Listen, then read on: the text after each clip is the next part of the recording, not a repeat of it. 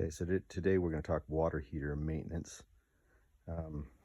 Just as a precursor, this is a newer water heater, so it doesn't require the maintenance that we're covering today, but I want to show the difference between a gas and an electric water heater. This one's pretty easy to identify. Has the gas exhaust vent out the top. That means it's a gas water heater. You'll also look down, you can see a control valve with the gas inlet. This is an electric water heater. Your control panel is actually underneath that cover plate right there, so you can change your temperatures and that kind of stuff. You have another plate right there, but this is an electric water heater. You see on top there's no exhaust vent. It does have an electrical conduit sticking out the top.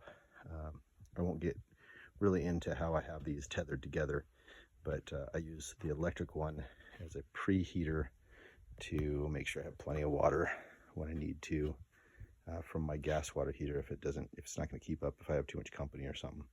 So we're actually going to drain the electric water heater just a little bit. Now this bucket's somewhat clean, got some residue in the bottom, but when your water heater is not keeping up and it's older, a lot of times it's because of sediment down the bottom of the tank. So year after year, water comes in, the sediment sticks to the bottom, the water comes out the top. So you have your cold water in on this side, your hot water out on that side, and because it's coming in and allowing the sediment to drop to the bottom and then the water comes out the top, it just accumulates in the bottom and it can get pretty thick. So what you're supposed to do is every year drain your water tank at least a little bit.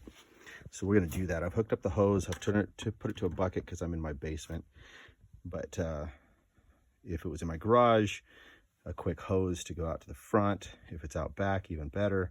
If it's inside the house, a hose back, but you may need to make sure your hose doesn't leak. But now that I've got it all hooked up, you just open it up and let some water out. And it'll be hot water filling up my bucket. And if you've got a lot of sediment in there, you'll see it come out of the hose. And if you do see a lot of sediment coming out, the best thing to do is repeat this process about 6 or 7 times just to make sure the sediment comes off the bottom. You can see how milky it is.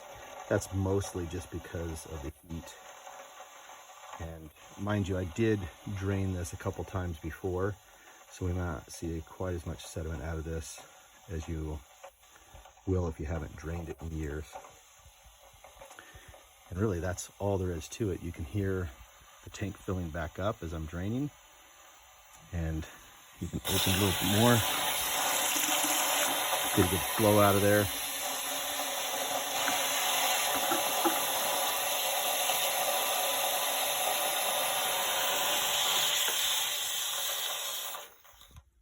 And really, you should drain it for about 5-10 minutes to try to get everything off the bottom as much as possible. And like I said, repeat until you don't see any sediment. Between repeating, you want to go ahead and let the water heater heat back up. That'll, especially on a gas water heater, it'll help the burners underneath. It'll break up the sediment on the bottom. Electric water heater is a little different because the elements are up closer to the top. But either way, you should be letting it out.